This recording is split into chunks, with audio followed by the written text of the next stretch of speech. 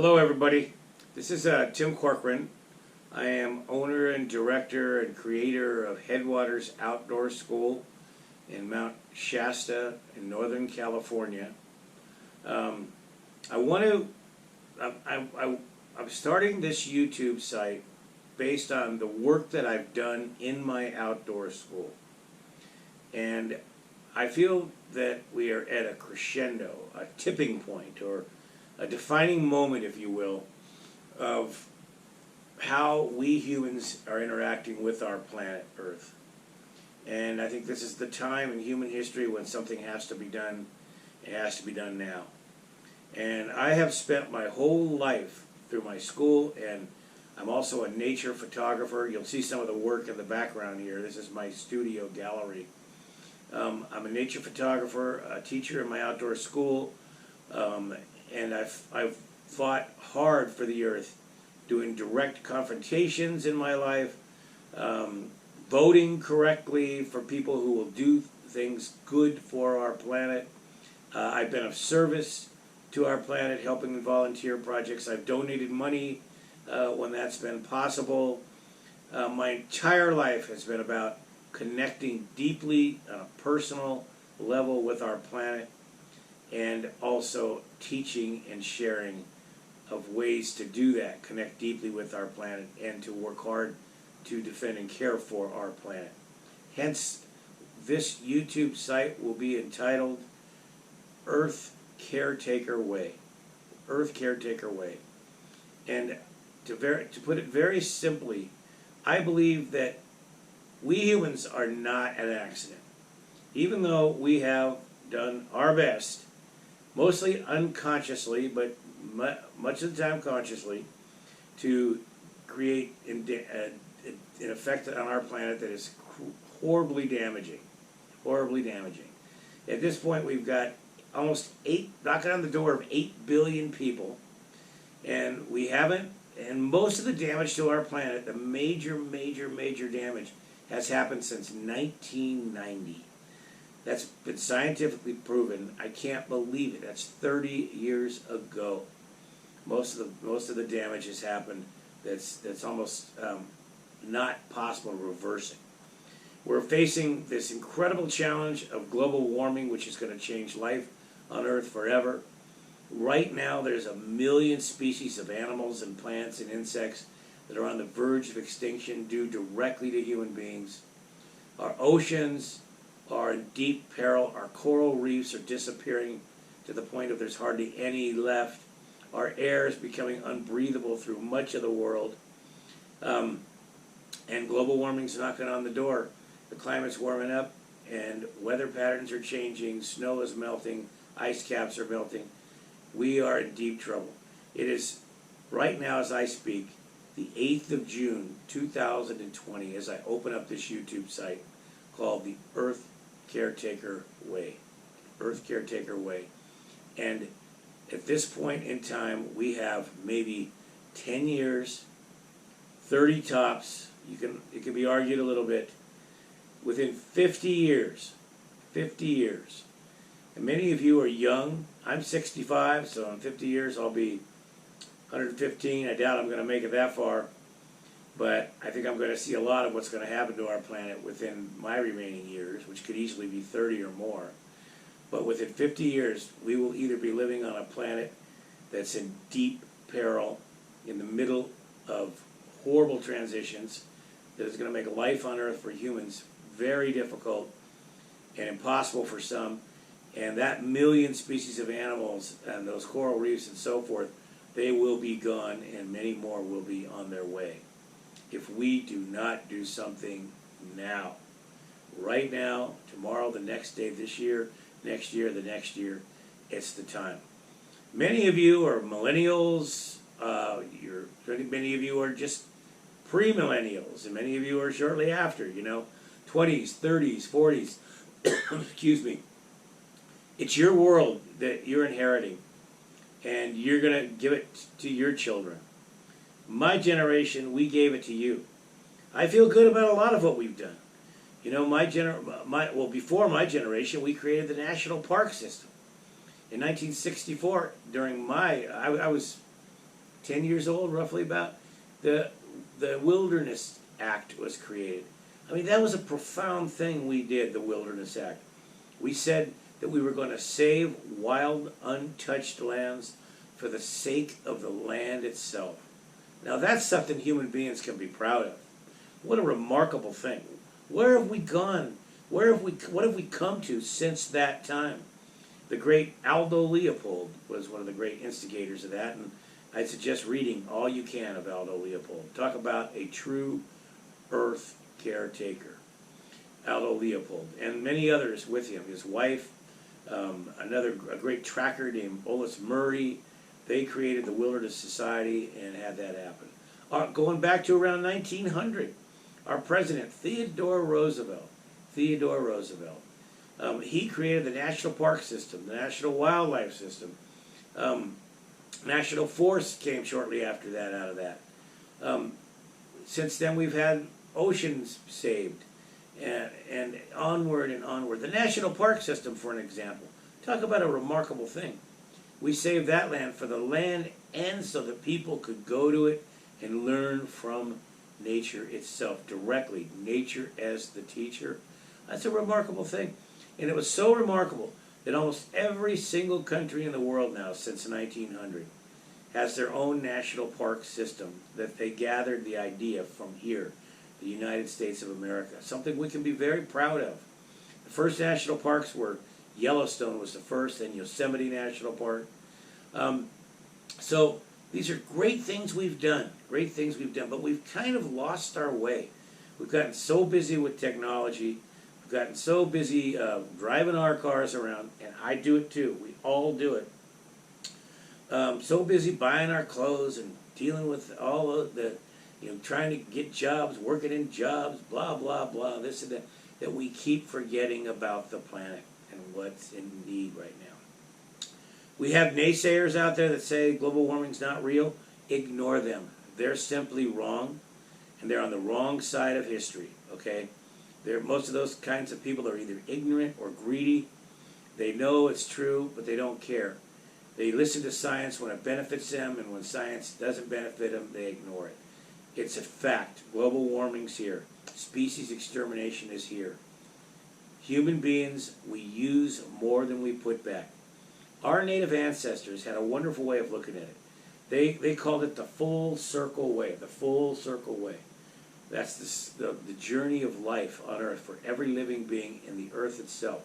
The Earth is a circle. The moon is a circle. Birds' nests are circles. All things like that are circles. There's a beginning and there's an end, and the end connects to the beginning. Okay? The circle of life is, and our native ancestors learned this because they had no choice. They would have died otherwise. If you take something from nature, our living planet, which is our mother, which gives us life, if you take something from her, you must give it back. If you keep taking and you don't give back, then it runs out. In the case of the Native Americans, it would have been if you don't live in a way that's harmonious with the earth, and if all you do is hunt and take, eventually there's no food left, nothing for shelter, etc. You die. Okay? So I want you to really consider that. We are now living in a taker society. It's a taker society. I would love to say it's a lever society, but it's not. We take resources from the earth. We don't put back anywhere close to what needs to be. And the earth is running out. Back in 1900, when Theodore Roosevelt created the National Park System, there might have been not even 2 billion people on the earth, probably less.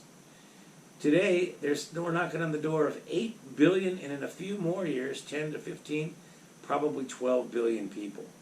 That's if 12 billion people not giving back means it's the end of our planet. And I'll tell you, look to the stars. Ask the astronomers. Everybody thinks, oh, there might be another Earth somewhere out there. But as far as we know, we're it. And you want to look at a miracle, the living Earth itself. I go back to 1968. I was 14, I think. First men went to the far side of the moon, 3 astronauts. We commemorated it last year, their 50-year anniversary. And the far side of the moon, In 1968, the sun rose and the moon lit up. It was beautiful in front of them. And off in the distance, they saw something rise, and it was our Earth, full of green and blue, full of water, full of life. It gave them chills. They photographed it. They brought that photograph back. And that created the Earth movement that we know today, Earth Day. It created a consciousness about the Earth. The Endangered Species Act came out of that. That's another amazing thing that we've done. But we knew at that point, there was no question, that of all the zillions of planets out there, the zillions of stars, the remarkable universe, there's one Earth. There's one single Earth. And we're on it. It's our home. It's our mother. And it's time we took care of it. Hence, I believe that the gift that we have to share with the world, the true gift that we human beings have to share, is that we can be Earth Caretakers. Some people have called it Earth Keepers. What it is, what an Earth Caretaker is we own the fact that we can garden the Earth. We can keep it in a good way if we want to. We can make it better that we're here. Now, naysayers might say, well, the Earth did just fine before human beings, and it'll do just fine without them. I can't argue with that. That's true. But here's the deal. We're no accident. We're too remarkable. The natives used to call us, well, actually not the natives, the animals would call us the two-leggeds. We got the brain. We got the hand that can make and create things. We've created some pretty crazy things, like the nuclear weapon, the atom bomb, the ability to blow ourselves and our home up for good. But we've also created countless wonderful things. And I think truly, if we put our energies and our commitments towards caring for the Earth, not only would the Earth remain healthy and get healthier, but it would be a reason for us humans to come together and stop fighting amongst each other and killing each other through wars and other types of mayhem.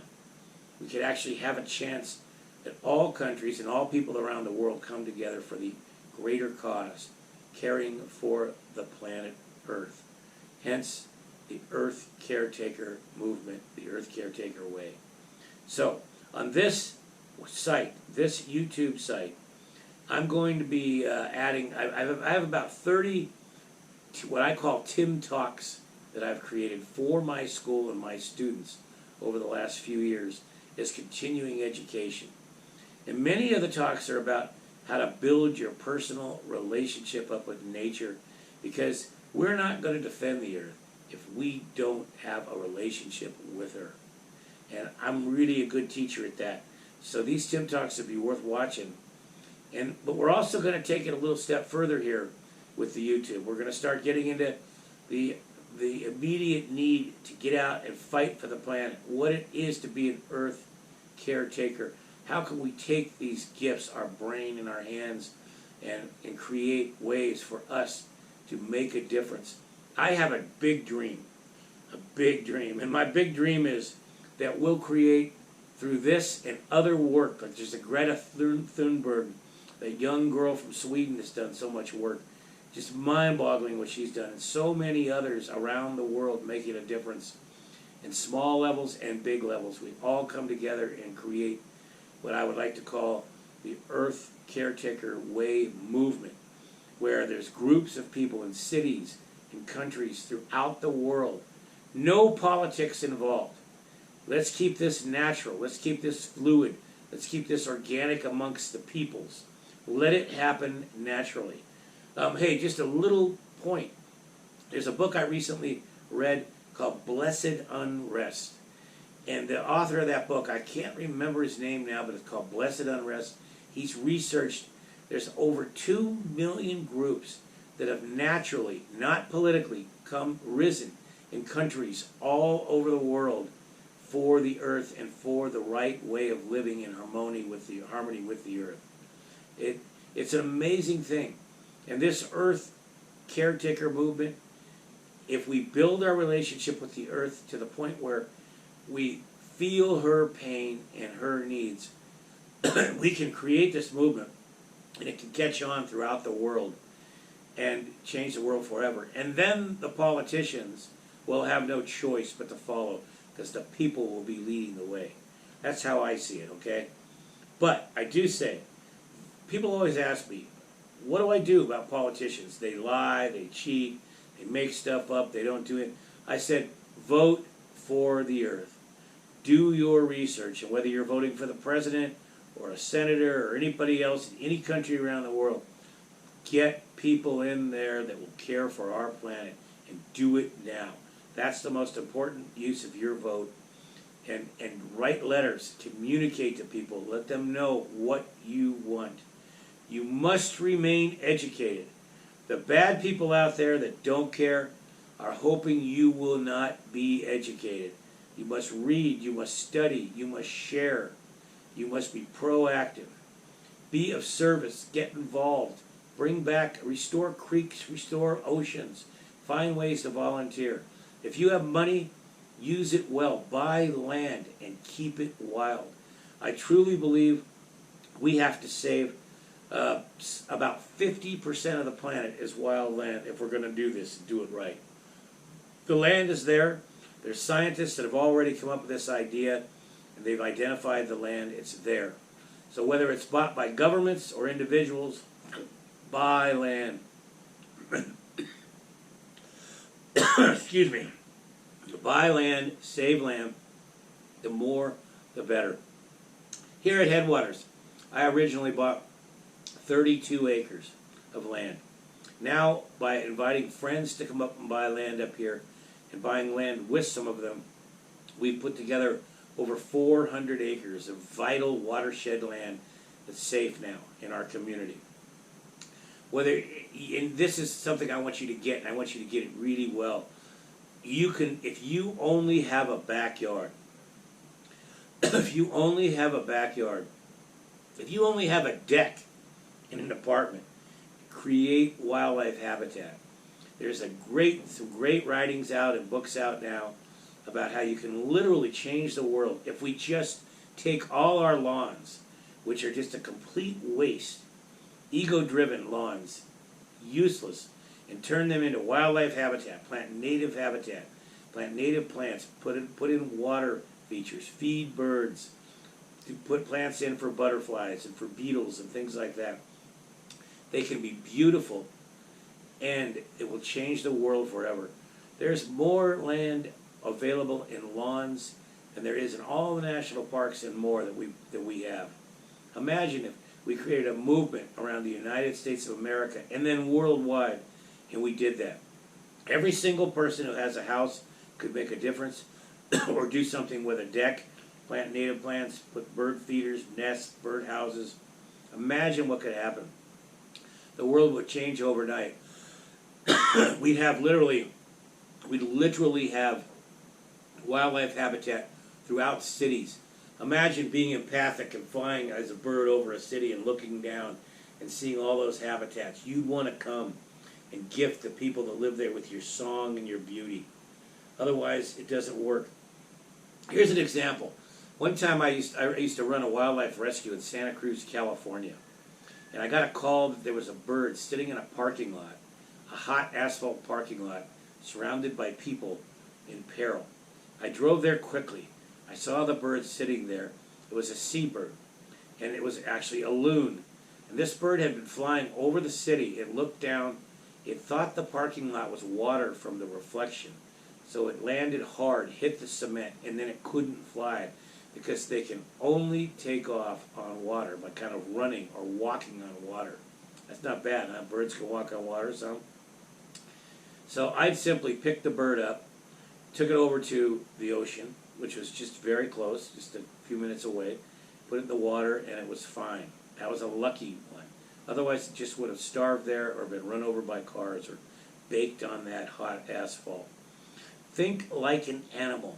What do animals need? They need cover. They need food. They need protection. They need all of the things that we need. Another way to look at it is this. What is every animal on this planet doing that is the exact same thing as us? They're trying to live their lives. What are we doing?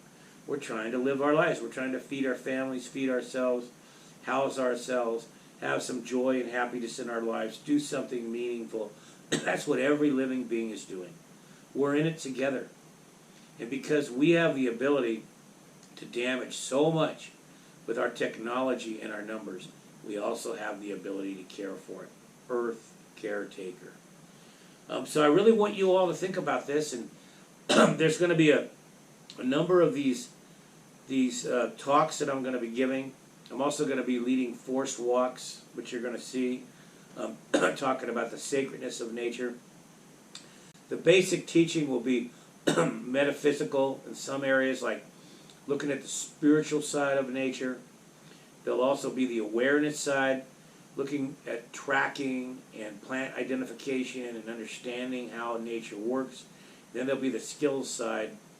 The skills side is fire making, shelter building, creating beautiful spaces on land, how to survive or live on the land in a way that's healthy for you and the land. And so much of it will all come forward and around to something very simple. You building your personal relationship up with the earth so that you will enjoy her and defend her going into the future. So I think I'm about done with this introduction. I do want to just say these talks are going to be informal. I'm not into having it too slick. Like I've been coughing right here. Okay, I apologize for that. I want it to be personal. Like I'm truly sitting here and talking with you.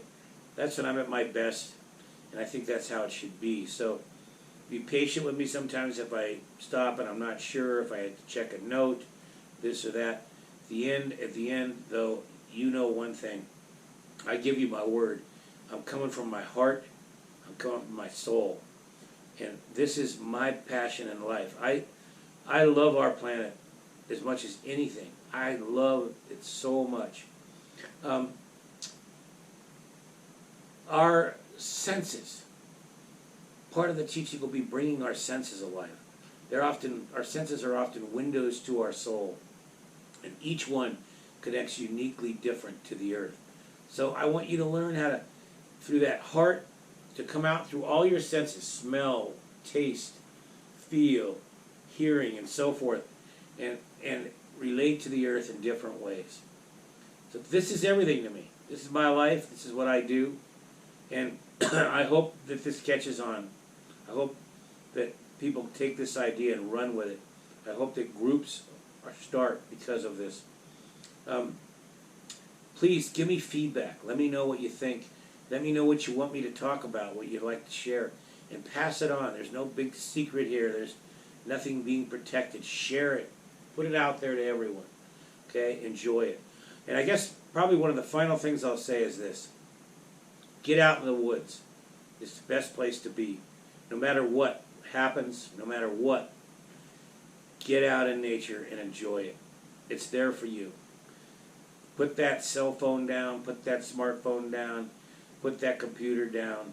Get out of the car and go bag a peak, run a river, walk through the woods, sit and contemplate that beautiful space called nature. Stare at trees, lay in the grass, smell the flowers, walk with the butterflies, watch the squirrels, watch the bears. Enjoy our planet, okay? You will be happy. And look at these Tim Talks, and many more will come. But I want to say this, and I want to say it truly. This is the time, folks. If we do not do something serious in the next few years, it will be too late. So this is not a time for laziness. It's not a time to be subdued. It's not a time to hold back. It's not a time to wait for someone else to do something. It's time for every single one of you to get off your butt and make a difference to this planet.